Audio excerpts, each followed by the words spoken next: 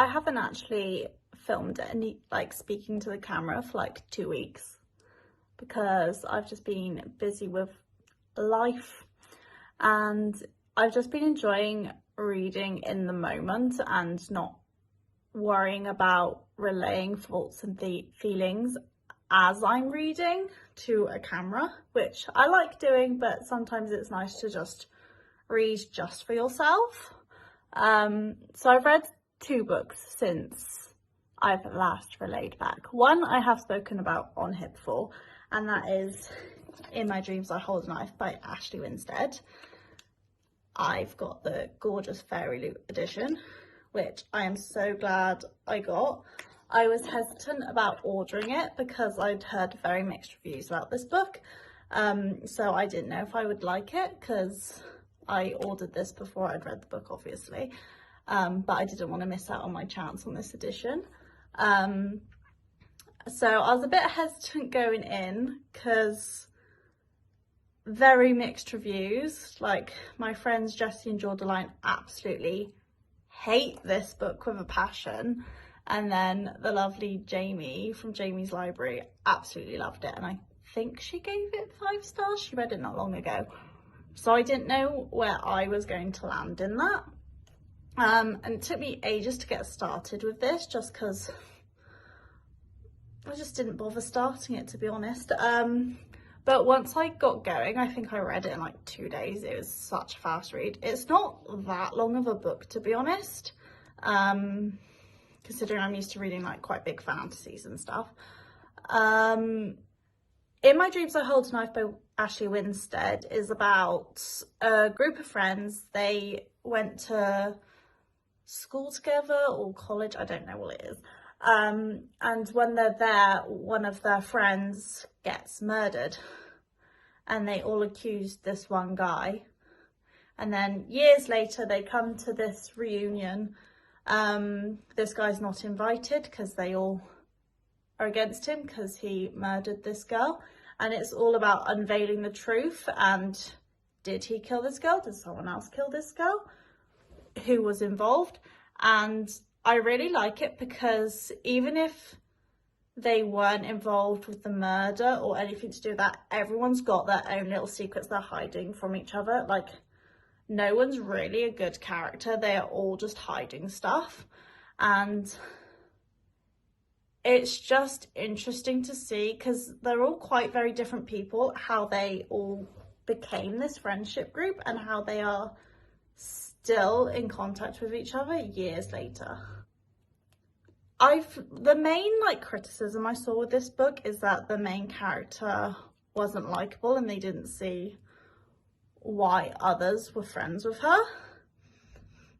And I agree with that because she's not supposed to be a likable character, but we're in her mindset, so we hear all the calculative way she portrays herself and what she's thinking, whereas if you're her friend, you're not going to see all that because you just see how she's portraying herself. So it's quite interesting to see what the inner workings of someone's mind is. I personally really loved it. I liked seeing, there was glimpses from the past and the future, which normally I don't like 2 different timelines, but the way this was done really worked for me because it would get you intrigued about something in the present and then it would flash back to it in the past. So I gave this one 5 stars. I absolutely loved it. The other read I've read, off camera, not commenting on it, has been The One by John Mars. I buddy read that with the lovely Shirin. So we read that for Katie Colson's Patreon Tinder TBR readathon, which is such a sick idea. It's so cool. Katie has put so much work into it. So basically she gave us all a little questionnaire to fill out if we wanted to, and she went through all the answers and paired you with whose reading taste fit best with you. So it was such a good idea to bring her little community together, gets people building friendships and getting new buddy reads together and talking about books and just bringing everyone together, because we all talk together on reading sprints, but you can't, there's so many people, you can't form that bond with everyone. Like, I don't think me and Sharon had spoken before, or if we had, it would just be on like reading sprints, so it's nice to bond with someone else. So we've personally chosen to do a buddy read together, and then for our other book we have each recommended each other one of our favourite books. So we've read The One by John Mars together. She's going to read Battle Royale as one of my favourites, and I'm going to read Hench as one of her favourites, which is a really nice way to do it. So like I said, we buddy read The One by John Mars and we both really liked it. We both gave it 4 stars. It is such a fast read. So basically there's this DNA match test thing which you can put in, and you can find out who genetically or through DNA your soulmate or your ideal match is, which becomes complicated if you are already married, in a relationship, etc, etc. And we find out how these matches have affected all these different people, and how there are different circumstances in each situation. There's something else going on. I don't want to give too much away, because the fun part is finding out all these different situations and how they develop. It's split up into chapters of lots of different characters' voices, which I really liked. Normally, similar to the timeline thing, I don't like flipping back and forth between characters. Normally if there's 2 character voices, I will be really bad and tend to like skip the one I don't like. But in this one, I found everyone interesting, apart from there was a character called Ellie and her story with Tim. Didn't care for that story, so like halfway through I think I started skipping their story, because all the stories aren't really linked, and so I skipped that one. But all the other ones were so gripping and so unexpected. Like, there was loads of twists that I did not see coming, and I was desperate for the like next page. And I like that the book kind of ends like it's resolved, but it's also there are questions left, which I personally really like, which I normally don't like an open ending, but I don't see how you could have done it differently for this particular book. So like I said, for the Katie Colson Tinder TBR readathon with Sharon, I am currently reading Hench as her recommendation as one of her favourite books. I'm only on page 50, I'm not very far in.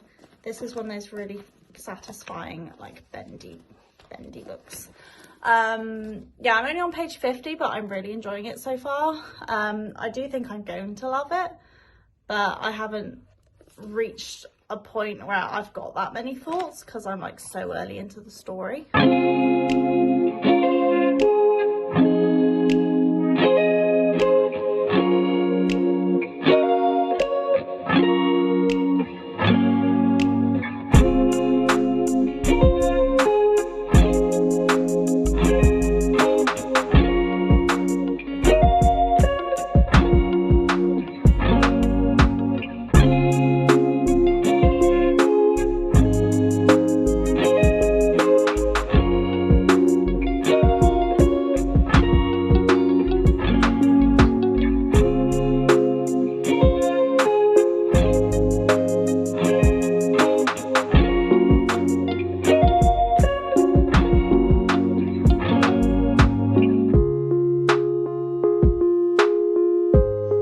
So I literally haven't read much more. Like, I've read an extra 5 pages, but I've just hopped on reading sprints with Pia, of Pia La Placa. That's her YouTube channel, and then her Instagram's Pia's Pages. But this is going to be weird, because I read like a fair bit of extreme horror, and I'm like unbothered by it. But so, like I said, I've read a few more pages of Hench, and it's going into like details about like a surgical procedure, and like, babe, shut up. Like, I don't need to know. Just move on. I'm not good with that kind of thing. Like, can we just keep it moving? Okay, so the main character, Anna, goes to this event where she's told that she's just supposed to like stand there, and that's all she thought she was supposed to be doing. And then this guy gives her this little device that is a mind control device, and she is told to like hold it next to the mayor's son's head, and he basically becomes compliant, and it's to prove that like they can get him to do whatever they want him to do. So they tell him to like chop off a bit of his finger to prove that it works, and he starts to like go through the motions of doing that, and then something happens and it all goes horribly wrong, and basically multiple people lose their lives, and a superhero called the Super Collider ends up like crushing Anna. She goes in the hospital and she ends up permanently injured. She's got like a metal rod in her leg, so it will never be the same after this event, which I think the whole premise of this is she goes on to prove how much damage superheroes can do and that they're not all great, and that's how she ends up working for the supervillains. Her co-workers June and Greg go to see her in the hospital, and they're bigging it up that she's fought this Super Collider guy, even though there wasn't a fight. She was just like knocked down. But they go, you fought Super Collider, you're like a real supervillain. And then like she's like, if by fought you mean bled internally, then yes, the battle was long and valiant. I love her attitude.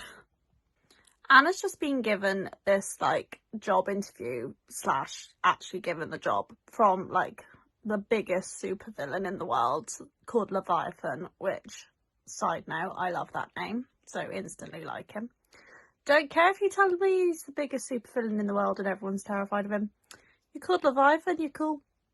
But so when she got injured in her last job, she immediately got fired because she couldn't do her job anymore. And then she's just got this job. They've given her accommodation, which is a big plus anyway. But it also says, I learned that at first my duties were going to consist entirely of medical appointments, evaluations, and a very proactive treatment plan. Like, the fact that they're actually, like, looking after her and making sure she's fine with, like, her new injuries and dealing with it is just, like, who are the villains? Because it's not these guys.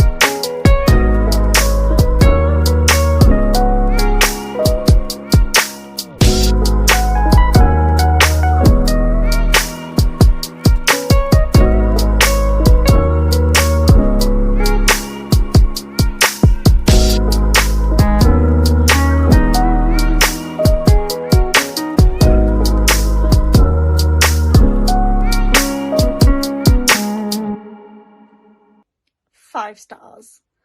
Okay, no spoilers, but someone joins the supervillain team near the end, and I live for that little plot twist or plot development. I thought it really like kicked it up a notch, and I really loved that. So I'd say what I really liked about Hench is that it seems very reminiscent of Vicious by V. Schwab, where it was very unclear, or the lines were very blurred as to who were the heroes and who were the like villains. It made it that it's not all black and white, there's like grey areas, and that you can think you're doing something for the best, but it actually affects other people and you do more damage. And I liked that. I think that's why I flew through it, because I really liked that theming, and it was such a fast read. So thank you, Sharon, for requesting that I read this, because it will now be on my favourites list as well.